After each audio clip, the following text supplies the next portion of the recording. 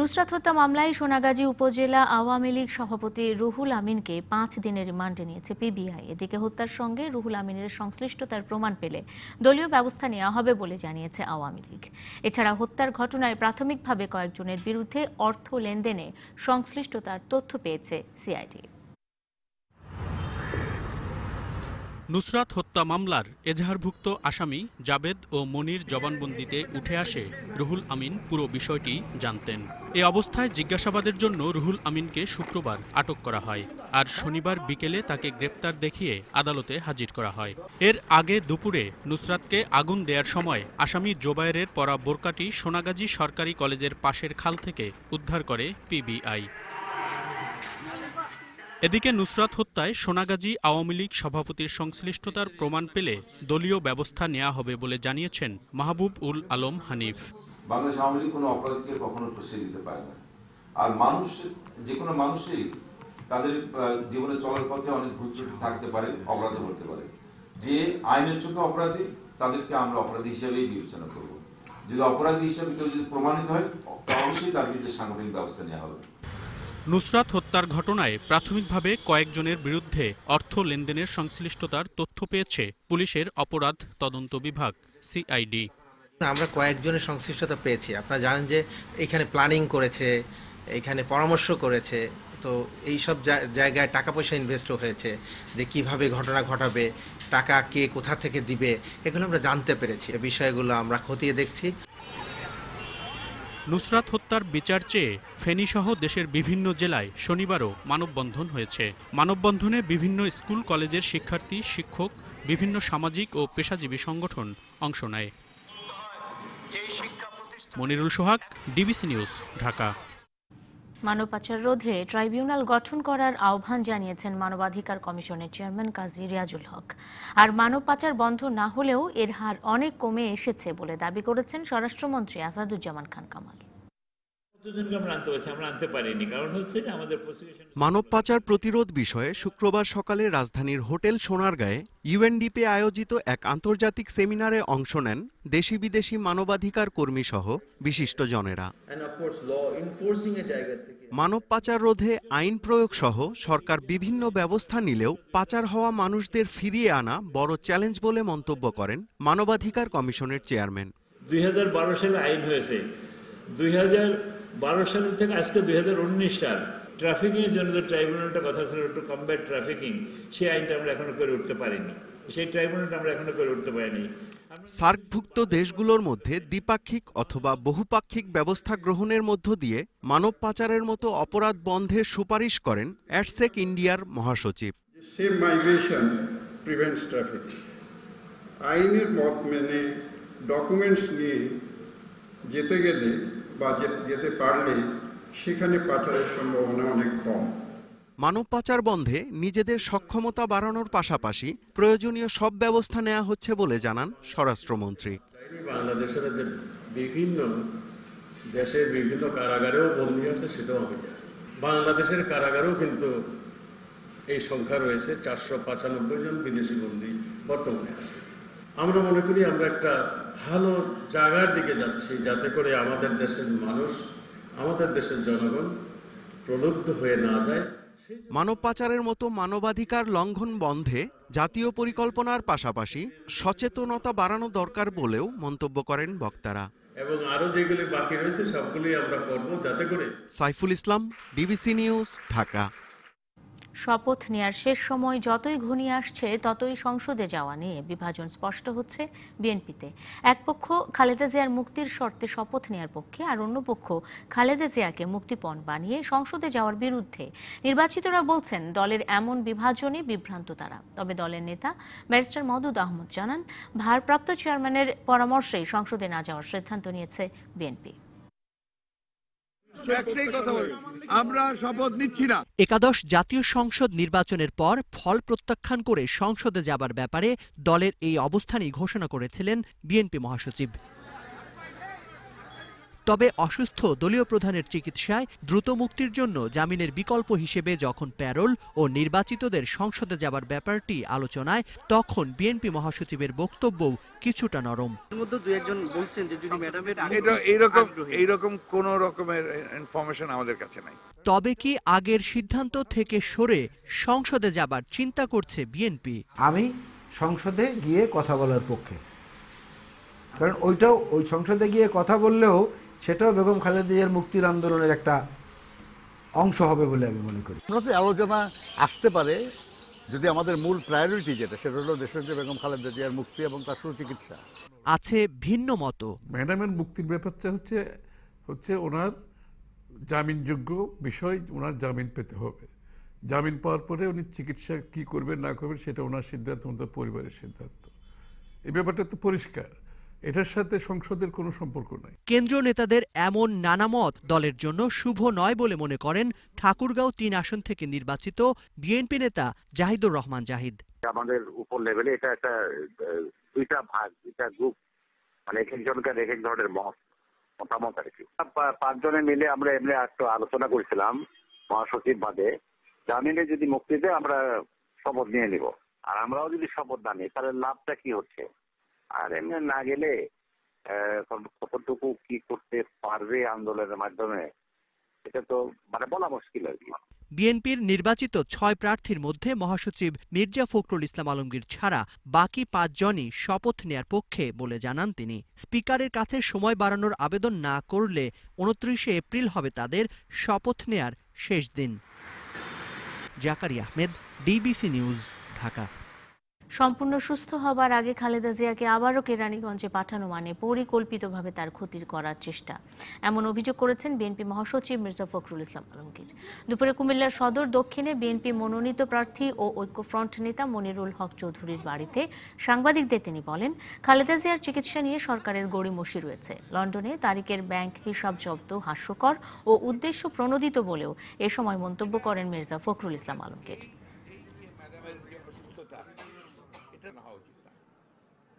বিদেশে তার যে ব্যাংক অ্যাকাউন্ট আছে সেই ব্যাংক অ্যাকাউন্টগুলো জব্দ করার জন্য আমাদের কোর্ট বলেছে।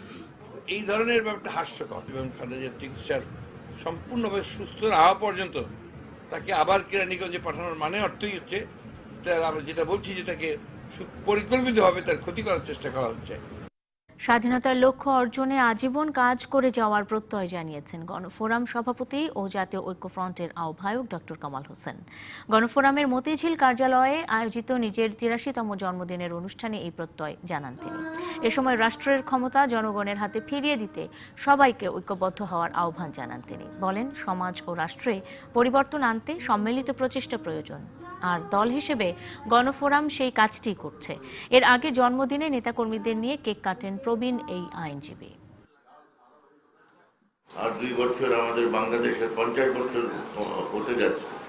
আমরা চাই যে 50 বছর হওয়ার পথে যেসব আমাদের আকাঙ্ক্ষিত পরিবর্তন ছিল সেগুলোকে আনার ব্যাপারে দল হিসাবে আমরা সেই গুরুত্বপূর্ণ অর্থপূর্ণ ভূমিকা রাখতে পারব। বাংলাদেশে প্রাইভেট এয়ারলাইন্সগুলো একের পর এক ঝরে পড়ছে। 12টির লাইসেন্স থাকলেও অপারেশনে আছে মাত্র 3টি, সেগুলোও এখন দেনায় জর্জরিত। এয়ারলাইন্সগুলো দুষছে অতিরিক্ত চার্জ আর জ্বালানির উচ্চ মূল্যকে। বিশেষজ্ঞরা বলছেন, দেশি এবং বিদেশি এয়ারলাইন্সগুলোর জন্য ভিন্ন ভিন্ন চার্জ নির্ধারণ করা প্রয়োজন। তবে এসবের কোনোটিতেই ছাড় দিতে রাজি নয় সিভিল এভিয়েশন। 2010 সাল থেকে রিজেন্ট এয়ার এবং 2015 সাল থেকে নোভো এয়ার ও ইউএস বাংলা ফ্লাইট অপারেশন শুরু হয়ে এখনো চলছে। তবে তাদের কারোরই অর্থনৈতিক অবস্থা ভালো নেই। একটা বিদেশি এয়ারলাইন বাংলাদেশে ল্যান্ড করলে তাকে যে পয়সা ল্যান্ডিং পার্কিং চার্জ দিতে হবে, লোকাল যারা এয়ারলাইন কেউ একইভাবে ট্রিট করা হচ্ছে। প্রাইভেট এয়ারলাইনগুলোকে ক্যাশ পয়সা দিয়ে প্রতিদিন তাদের ফুয়েল কিনতে হয়। হ্যাঁ, এরকম নানাবিধ আছে। বেসরকারি এয়ারলাইন্সের অভিযোগ, জ্বালানির উচ্চ মূল্য, সিভিল এভিয়েশনের মাত্রাতিরিক্ত চার্জই তাদের প্রধান বাধা। আন্তর্জাতিক অপারেশনের যে চার্জেসগুলো সেগুলো সহনীয় পর্যায়ে আনা উচিত। আমাদের এই উচ্চ মূল্যের সব কিছুর জন্য আমার মনে হয় যে আমাদের বাংলাদেশের ক্যারিয়ার সাস্টেইন করা বিদেশি এয়ারলাইনের সাথে প্রতিযোগিতায় এটা সম্ভব হবে না। ব্যক্তিগতভাবে এয়ারলাইন্সরাও বিভিন্ন সময় মন্ত্রণালয় এবং ফাইন্যান্স মিনিস্ট্রিতে মিটিং করছি, তাদের কাছে রিকোয়েস্ট করছি যে ফিউলের দাম আর এই চার্জেসগুলি যদি না কমান যায় তাহলে কিন্তু কোনো এয়ারলাইন্সই টিকতে পারবে না। বাংলাদেশ বিমানসহ 4টি দেশি এয়ারলাইন্স থেকে সিভিল এভিয়েশনের পাওনা ৩,৩০৯ কোটি টাকা। এর মধ্যে বিমানের কাছ থেকেই পাওনা আছে প্রায় ৩,০৭৫ কোটি টাকা, বেসরকারি রিজেন্ট এয়ারওয়েজের প্রায় ১৯০ কোটি, ইউএস বাংলার প্রায় ৪২ কোটি এবং নভোএয়ার থেকে পাওনা প্রায় ১.৫ কোটি টাকা। পাওনা আদায়ে আরও কঠোর হচ্ছে সিভিল এভিয়েশন। হার্ডলাইন যদি হওয়া হয়ে যায় তাহলে তো সব বন্ধ হয়ে যাবে একদিন। I can stop in one day, টাকা দেন না বন্ধ লাইসেন্স করে, বাট তাদেরকে আমরা এই সুযোগটা দিই, ঠিক আছে আপনি রিকভার করেন। ভাগ হইলে যে ইন্টারন্যাশনাল ফ্লাইট, লোকাল ফ্লাইট এবং weight of the aircraft, they are to pay বন্ধ হলে আবার নতুন আরেকজন আসবে। দেশের প্রথম বেসরকারি এয়ারলাইন্স অ্যারো বেঙ্গল যাত্রী পরিবহন শুরু করে 1997 সালে। আর্থিক সংকটের কারণ দেখিয়ে পরের বছরই তাদের কার্যক্রম বন্ধ হয়ে যায়। এরপর বাংলাদেশে একে একে কাজ শুরু করে বন্ধ হয়ে যায় Air Parabat, JMG Airlines, Royal Bengal, Best Air ও United Airways. Rajib Ghosh, DBC News, Dhaka. সংবাদে এবার একটা বিরতি নিচ্ছি, ফিরছি একটু পরে, সঙ্গে থাকুন। বিজিএমইএ এর 18তম এবং প্রথম নারী সভাপতি হিসেবে দায়িত্ব নিলেন রুবানা হক। বিকেলে রাজধানীর উত্তরায় নতুন কার্যালয়ে 36তম বার্ষিক সাধারণ সভার মাধ্যমে তাঁর হাতে দায়িত্ব হস্তান্তর করেন বিদায়ী সভাপতি সিদ্দিকুর রহমান। তার আগে সভায় গত বছরের আয় ব্যয়ের হিসাব তুলে ধরেন বিজিএমইএ সহসভাপতি মোহাম্মদ নাসির। সদস্যদের সর্বসম্মতিক্রমে 2018 সালের বাজেট পাশ হয়। নতুন সভাপতি রুবানা হক বলেন, সদস্যদের সেবা দেয়াই হবে তার কমিটির প্রধান কাজ। সেই সঙ্গে প্রধানমন্ত্রীর উন্নয়ন দর্শনের সঙ্গতি রেখে বিজিএমইএ কাজ করে যাবে বলে জানান রুবানা হক। অন্যদিকে শ্রমিক ডাটাবেস তৈরি, চট্টগ্রাম বন্দর ও শাহজালাল বিমানবন্দরের সক্ষমতা বৃদ্ধি তার কমিটির সফলতা বলে মনে করেন বিদায়ী সভাপতি সিদ্দিকুর রহমান।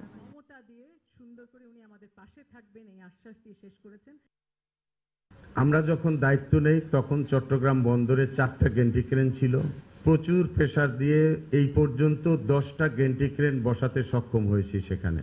আগামী বোর্ডে যিনি আসছেন, আমি আশা করব বিশেষ করে আশুলিয়ার যে রাস্তাটা আছে সেটা 4 লেন করানোর জন্য। অ্যাকর্ড অ্যালায়েন্স নিয়ে নানা রকম প্রসঙ্গ উঠছে, কিন্তু অ্যাকর্ড এখনো আছে। আমি মনে করি আপনাদের সকলের সাহায্য থাকলে আমাদের সেলফ মনিটরিং এর একটা জায়গায় যাওয়া উচিত। প্রেসক্রিপশন আমরা কারোর কাছ থেকে নেব না। সুন্দর ও সমস্যামুক্ত নগরী গড়তে নাগরিকদের সচেতনতার বিকল্প নেই বলে মন্তব্য করেছেন ঢাকা উত্তর সিটি কর্পোরেশনের মেয়র আতিকুল ইসলাম। দুপুরে রাজধানীর ব্র্যাক সেন্টারে অ্যাকশন এইড আয়োজিত টেকসই উৎপাদন এবং এর ব্যবহার সেমিনারে এই মন্তব্য করেন তিনি। ডিএনসিসি মেয়র আরও বলেন, যেসব সমস্যার জন্য জনগণ নগর কর্তৃপক্ষকে দোষারোপ করে সেগুলোর পরিবর্তন তাদের হাতেই রয়েছে। সেমিনারে রানা প্লাজা ট্র্যাজেডির 6 বছর পরে এসে বাংলাদেশের কারখানাগুলোতে কি পরিবর্তন এসেছে এবং আরও কোন কোন ক্ষেত্রে এই সেক্টরকে চ্যালেঞ্জ মোকাবেলা করতে হবে সেসব বিষয়ে আলোচনা করা হয়। এখানে কিছু অটোমেশন সিস্টেম শুরু করতে হবে, কিছু পানিশমেন্টের শুরু করতে হবে, কিছু রিওয়ার্ড শুরু করতে হবে, বাট আমাদেরকে তার আগে we have to change our attitude first. নিরাপদ সড়ক নিয়ে আন্দোলন করছিলাম, এখন কিন্তু কথা হয়েছে নিরাপদ শহরও কিন্তু আমাদের আন্দোলন করতে হবে। কথায় কথায় কিন্তু আমরা আমাদের রেসপন্সিবিলিটি আরেকজনের কাছে দিয়ে দিই, but let's take the responsibility by our own. এবং I have a confidence that if we can do it by ourselves, automatically কিন্তু আমরা আমাদের শহরটাই কিন্তু সুন্দর করতে পারবো। ওয়াসার কোনো দুর্নীতি নেই, জেআইবির গবেষণা প্রতিবেদন এক পেশে, এমন অভিযোগ করেছেন ঢাকা ওয়াসার ব্যবস্থাপনা পরিচালক তাকসিম এ খান। একই সাথে প্রতিবেদনটিকে প্রত্যাখ্যানও করেছেন তিনি। সকালে ঢাকা রিপোর্টার্স ইউনিটিতে সংবাদ সম্মেলনে তিনি কথা বলেন। তিনি জানান, 332 কোটি টাকা গ্যাসে পুড়ে যায় বলে দেয়া টিআইবির রিপোর্ট সঠিক নয়। ওয়াসায় প্রতিটি জায়গায় সুপেয় পানি নিশ্চিত করে দেয়া হয়, অনেক জায়গায় সুপেয় পানি না থাকার তথ্যটিও ভুল বলে দাবি তার। তিনি আরো বলেন, দুর্নীতির চ্যালেঞ্জ থেকে বের হয়ে এসেছে ওয়াসা। একসাথে যদি বস্তি এলাকায় 1 নম্বর হলো পানির স্বল্পতা, আর দ্বিতীয় বললেন যে ওখানে অপরিষ্কার পানি বা দূষিত পানি, এটা সঠিক না। কাজেই আমরা এটাকেও মনে করি যে এটা বস্তুনিষ্ঠ এই না। অর্থাৎ প্রত্যেকটা আমরা প্রথমত হলো আমরা বস্তি এলাকায় পানি দিচ্ছি, এটা একটা আমাদের এই সরকারের একটা বিরাট অ্যাচিভমেন্ট এবং বলিষ্ঠ একটা উদ্যোগ। দ্বিতীয়ত আমরা সমস্ত বস্তিগুলোকেই আনার চেষ্টা করছি, এখনো কিছু এখনো বাকি আছে। এবং আমরা সেখানে 100% সুপেয় পানি দিচ্ছি এবং পানির কোনো ঘাটতি নেই। নতুন ছাত্র সংগঠন করার ঘোষণা দিয়েছেন ঢাকা বিশ্ববিদ্যালয় কেন্দ্রীয় ছাত্র সংসদ বা ডাকসুর ভিপি নুরুল হক নূর। ডিবিসি নিউজকে তিনি জানিয়েছেন, সংগঠনের নাম হবে বাংলাদেশ সাধারণ ছাত্র অধিকার সংরক্ষণ পরিষদ। এই যে গতানুগতিক ছাত্র সংগঠন রয়েছে যারা মূলত রাজনৈতিক দলের লেজুর ভিত্তি রাজনীতি করে, তার বাইরে আমরা একটা শক্তিশালী ছাত্র সংগঠন প্রতিষ্ঠা করতে চাই এবং সেই সংগঠনটা আমাদের বাংলাদেশ সাধারণ ছাত্র অধিকার সংরক্ষণ পরিষদ, যেটা আমরা এই 1 বছর কাজ করেছি। এই সংগঠনটাকে আমরা মানুষের কাছে নতুন একটা ছাত্র সংগঠন হিসেবে তুলে ধরতে চাই, গতিশীল কাজের মাধ্যমে, কার্যকর কাজের মাধ্যমে। ময়মনসিংহ, কুষ্টিয়া, ঝিনাইদহ, যশোর, গাজীপুর ও কুড়িগ্রামে আলাদা সড়ক দুর্ঘটনায় 10 জন নিহত হয়েছেন, আহত হয়েছেন 9 জন। পুলিশ জানিয়েছে, ময়মনসিংহের আলালপুরে ব্যাটারি চালিত অটোরিকশা ও মাহিন্দ্রার সংঘর্ষ হয়। এরপর একটি ট্রাক চাপা দিলে ঘটনাস্থলে 4 জনের মৃত্যু হয়। নিহতরা হলেন ফুলপুর উপজেলার বাওলা গ্রামের 2 ভাই ইউনুস ও কুদ্দুস এবং তারাকান্দা উপজেলার মুক্তিযোদ্ধা মুস্তাফিজুর রহমান ও তার স্ত্রী রহিমা খাতুন। এদিকে কুষ্টিয়ার শহরতলী ও মিরপুরে আলাদা সড়ক দুর্ঘটনায় নিহত হন 2 জন। আহত 2 জনকে সদর হাসপাতালে ভর্তি করা হয়েছে। এছাড়া গাজীপুরের পুবাইল, ঝিনাইদহের শৈলকুপা, কুড়িগ্রামের চণ্ডীপুর ও যশোরে সড়ক দুর্ঘটনায় 4 জন মারা গেছেন। জাতীয় হৃদরোগ ইনস্টিটিউট ও হাসপাতালের সার্জারি বিভাগে প্রতিদিন 3 জন রোগীর বেশি অপারেশন করা সম্ভব হচ্ছে না। ফলে হাসপাতালে ভর্তি থেকে অপারেশন পর্যন্ত অনেক দিন অপেক্ষায় থাকার কারণে চরম ভোগান্তিতে পড়েন রোগীরা। হৃদরোগ বিশেষজ্ঞরা বলছেন, দীর্ঘ অপেক্ষায় রোগীর ঝুঁকি বাড়তে পারে। আরও বেশি রোগীকে সেবা দিতে বিকল্প ব্যবস্থার কথা ভাবছেন হাসপাতালের চিকিৎসকরা। 414 বেডে জাতীয় হৃদরোগ ইনস্টিটিউট ও হাসপাতালের সার্জারি বিভাগের বেড 100টি। 3টি অপারেশন থিয়েটারে প্রতিদিন 3টি অপারেশন হচ্ছে। ফলে প্রতিদিন হাসপাতাল থেকে ছাড়পত্র পাচ্ছেন 3 জন, নতুন করে ভর্তি হতে পারছেন 3 জন। ফলে হৃদরোগে আক্রান্ত রোগী যাদের সার্জারির প্রয়োজন তাদের যেতে হচ্ছে বেসরকারি হাসপাতালে, আর যাদের সে সামর্থ্য নেই তাদের বেডের জন্য অপেক্ষা করতে হচ্ছে দীর্ঘদিন। রিং বসানোর পরে 2 মাস একটু ভালো গেছে, এরপর থেকে আবার ব্যথা। আজকে স্যারে বলে সিট নাই, এখন আমরা কি করে কই যাইব? স্যারে কইছে 7 সপ্তাহ পরে, 4 সপ্তাহ পরে হলে তো আমার স্বামী বাঁচাই যেতাম না। আর যারা ভর্তি আছেন হাসপাতালে তাদেরও অপারেশনের দিন পেতে সময় লাগছে 1 থেকে 1.5 মাস। বাড়ছে খরচ। 1.5 মাস এখানে ভর্তি। আমার হার্টের 2টা বাল্বের সমস্যা। অপারেশনের ডেট দিছিল আজকে সোমবারে, তা এমার্জেন্সি একটা রোগী ছিল, এই জন্য আমার ডেট আগামী সপ্তাহে দিবে বলছে স্যারে। খুব কষ্ট পাচ্ছি, কিন্তু উপায় নেই, বাচ্চা চিকিৎসা করার জন্য তো আমার কষ্ট পাতেই হবে। একটা ইউনিট একটা সপ্তাহে একটা অথবা 2টা অথবা 3টা সিনিয়র যারা আছে এই হিসাব করে আমরা কাজ করছি। তো এর ফলে দেখা যাচ্ছে যে রোগীগুলো অনেক দিন ধরে ওয়েট করতে হয় কিউর জন্য, যেহেতু ওটি সচল না, 7টা ওটি। হৃদরোগ বিশেষজ্ঞদের মতে সার্জারির প্রয়োজন এমন রোগীদের দীর্ঘ অপেক্ষা আরও জটিল সমস্যা তৈরি করতে পারে। যদি একটা রোগী 6 মাস ওয়েট করতে হয়, সেই ক্ষেত্রে তার পাম্পিং পাওয়ার আস্তে আস্তে দুর্বল হতে থাকবে, হার্ট আস্তে আস্তে বড় হতে থাকবে, সেই ক্ষেত্রে আরও কমপ্লিকেশন দেখা দেবে, সেটা কি আবার ভালভ লিক করতে থাকবে। হাসপাতালের সার্জারি বিভাগের আরও 4টি অপারেশন থিয়েটার যুক্ত হবার কথা আগামী 6 মাসের মধ্যে। এই সময়ে রোগীর চাপ কমাতে 2 শিফট চালু করার কথা বলছেন চিকিৎসকরা। বিকালে যদি আমরা একটা পাইলট প্রজেক্ট করে অপারেশন করার মন্ত্রণালয়ের মাধ্যমে সুযোগ পাই, তাহলে হয়তো এই রোগীদের যে লম্বা কিউ আছে, যেই কারণে দেরি হয়, সেটা হয়তো কমে আসবে। হিমেল মাহবুব, ডিবিসি নিউজ, ঢাকা। সংবাদে আরেকটা বিরতি নিচ্ছি, ফিরছি একটু পরে, সঙ্গে থাকুন। জিন তাড়ানোর নামে এক গৃহবধূর গায়ে কেরোসিন মেখে দেয় এক ওঝা। তারপর ঝাড়ফুঁকের সময় আগুন ধরে দগ্ধ হয়েছেন ওই গৃহবধূ। এমন ঘটনা ঘটেছে ভোলার সদর উপজেলার পশ্চিম ইলিশা ইউনিয়নের বাঘার হাওলা গ্রামে। আহত জ্যোৎস্না বেগমের মা জানান, কিছুদিন ধরে তার মেয়ে অস্বাভাবিক আচরণ করলে এটাকে জিনের আসর ভেবে পাশের গ্রামের শিশু ওঝা বলে খ্যাত রুনা বেগমকে দেখানো হয়। বৃহস্পতিবার রাতে রুনা জ্যোৎস্নার গায়ে কেরোসিন মেখে ঝাড়ফুঁকের সময় গায়ে আগুন লাগিয়ে দেয়। এ সময় জ্যোৎস্নার চিৎকারে লোকজন ছুটে এসে আগুন নিভিয়ে রাতেই তাকে সদর হাসপাতালে ভর্তি করা হয়। পরে আশঙ্কাজনক অবস্থায় তাকে ঢাকায় পাঠানো হয়। পুলিশ জানায়, এই ঘটনায় ওঝার নানা বেলায়েত হোসেন ও তার স্ত্রী ওহিদা বেগমকে আটক করা হয়েছে। ওঝা রুনা পলাতক রয়েছে। 30 বছর পর শিকলবন্দি থেকে মুক্ত হলেন মুন্সিগঞ্জের মীর কাদিম পৌরসভার উত্তর রামগোপালপুর গ্রামের বৃদ্ধ রামা সাহা। এর আগে শুক্রবার 30 বছর শিকলবন্দি মুন্সিগঞ্জের রামা সাহা শিরোনামে একটি সংবাদ ডিবিসি নিউজে সম্প্রচার হলে বিষয়টি প্রশাসনের নজরে আসে। পরে আজ বিকেলে হাতিমারা পুলিশ তদন্ত কেন্দ্রের সদস্যরা রামা সাহার বাড়িতে গিয়ে তালা ভেঙে রামা সাহাকে উদ্ধার করে। পরে তার স্বাস্থ্য পরীক্ষা করতে মুন্সিগঞ্জ জেনারেল হাসপাতালে নিয়ে যাওয়া হয়। পুলিশ জানায় প্রাথমিক চিকিৎসা শেষে আইনগত ব্যবস্থা নেওয়া হবে। এদিকে সম্পত্তির লোভে 30 বছর ধরে শিকলবন্দি করে রাখার অভিযোগ করেছেন রামা সাহা। তবে তার স্বজনদের দাবি, বরিশালে ব্যবসা করতে গিয়ে মারধরের শিকার হয়ে রামা সাহা মানসিক ভারসাম্য হারায়।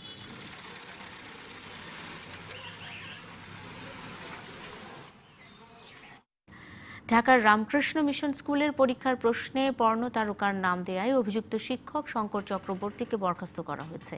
এদিকে এ ঘটনা শিক্ষকতার নৈতিকতাকে প্রশ্নবিদ্ধ করেছে বলে মন্তব্য করেছেন শিক্ষা উপমন্ত্রী ব্যারিস্টার মহিবুল হাসান চৌধুরী নওফেল। সকালে চট্টগ্রামে একটি গোলটেবিল বৈঠক শেষে এমন মন্তব্য করেন তিনি। পত্রপত্রিকায় সবসময় দেখা যাচ্ছে তিনি উপলব্ধি করতে পারেন নাই যে এটা আপত্তিকর কোনো অভিনেতা এই নামগুলো, তো সেটা তিনি উপলব্ধি করতে না পেরে মানবিক একটি ভুল করেছেন বলে একটি তিনি ব্যাখ্যা দিয়েছেন। আমরা এখানে মনে করছি না কোনো সুনির্দিষ্টভাবে কোনো ষড়যন্ত্র করা হয়েছে, আপাতত দৃষ্টিতে সেটা মনে হচ্ছে না, তবে এটা হতেও পারে। হযরত শাহজালাল আন্তর্জাতিক বিমানবন্দরে ইউএস বাংলা ফ্লাইট থেকে পরিত্যক্ত অবস্থায় 14 কেজি ওজনের 120টি সোনার বার জব্দ করেছেন কাস্টমস গোয়েন্দারা। বিকেলে ব্যাংকক থেকে আসা ইউএস বাংলা BS214 ফ্লাইটের টয়লেট থেকে এগুলো উদ্ধার করা হয়। কাস্টমস গোয়েন্দারা আগেই জানতে পেরে ব্যাংকক থেকে আসা এই ফ্লাইটের মাধ্যমে স্বর্ণ চোরাচালান হবে তা জানতে পেরেছিলেন। ফ্লাইটটি ল্যান্ড করার সাথে সাথে গোয়েন্দা দল তল্লাশি করলে বিমানের টয়লেটে পরিত্যক্ত অবস্থায় সোনার বারগুলো দেখতে পান তারা। এর মূল্য আনুমানিক 7 কোটি টাকা। ঢাকার নদীপথ, লেক ও ঝিলগুলোকে পর্যটন উপযোগী করার পরামর্শ দিয়েছেন এই খাতের বিশেষজ্ঞরা। পাশাপাশি দেশের ঐতিহ্য ও নান্দনিক স্থাপত্যগুলোর ভ্রমণ জটিলতা কমানোর তাগিদ দিয়েছেন তারা। রাজধানীর বঙ্গবন্ধু আন্তর্জাতিক সম্মেলন কেন্দ্রে 3 দিনের পর্যটন মেলার শেষ দিনে এসব কথা বলেন তারা। বেসামরিক বিমান পরিবহন ও পর্যটন প্রতিমন্ত্রী মাহবুব আলী বলেন, এই ধরনের মেলা বিদেশি পর্যটকদের আকর্ষণ করার পাশাপাশি দেশের ভেতরেও লক্ষ লক্ষ ভ্রমণকারীকে পর্যটনে আগ্রহী করবে। সামনের দিনগুলোতে মুক্তিযুদ্ধ কেন্দ্রিক স্থানগুলো আরও বেশি করে বিশ্ববাসীর কাছে তুলে ধরার আহ্বান জানান প্রতিমন্ত্রী। মেলায় বাংলাদেশ সহ 10 দেশ অংশগ্রহণ করে। এর আগে আরেকটি সেমিনারে ঢাকা শহরের পর্যটন সম্ভাবনা তুলে ধরেন বক্তারা। ঢাকা উত্তরের মেয়র বলেন, রাজধানী ঘিরে থাকা নদীগুলোর উন্নয়নে পদক্ষেপ নেবে সরকার।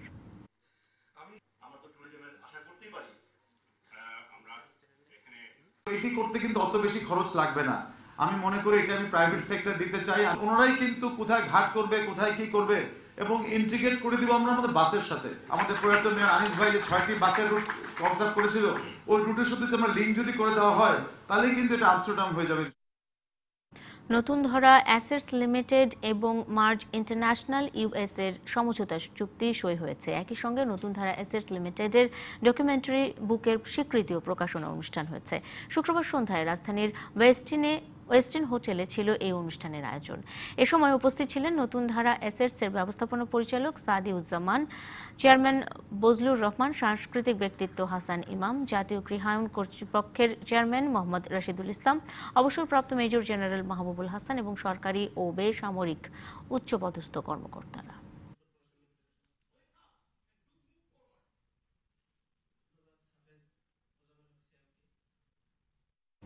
এবারে জানাবো সংস্কৃতির খবর।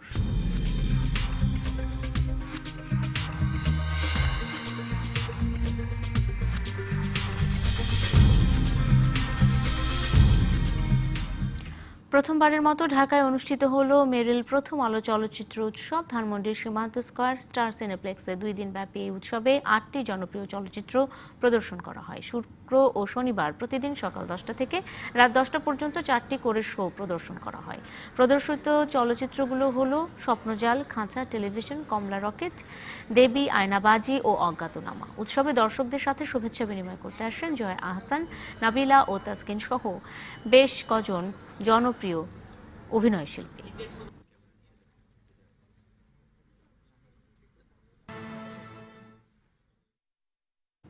বাংলাদেশের সৃজনশীল পেশাজীবী ও শিল্পমনা তরুণ তরুণীদের অনলাইন প্ল্যাটফর্ম বেঙ্গল ক্রিয়েটিভ হাবের উদ্যোগে অনুষ্ঠিত হলো আর্টিস্টিক আর্সেনাল ধারাবাহিক কর্মশালার দ্বিতীয় পর্ব। এবারের পর্বে গীতি লিখন শৈলী পর্যবেক্ষণ করেন গীতিকার, সুরকার ও গায়ক লাবিক কামাল গৌরব। গান লেখেন, সুর করেন অথবা অ্যাকুস্টিক ইনস্ট্রুমেন্ট নিয়ে কাজ করছেন তাদের জন্য এটি একটি দিক নির্দেশনামূলক কর্মশালা বলে মনে করেন লাবিক কামাল। 3 ঘণ্টাব্যাপী এই কর্মশালায় দলীয় অংশগ্রহণ ও আলাপচারিতার মাধ্যমে গান লেখা ও সুর নিয়ে কাজ করা হয়। এরপর সবাই উপভোগ করেন লাবিক কামালের কণ্ঠে গান।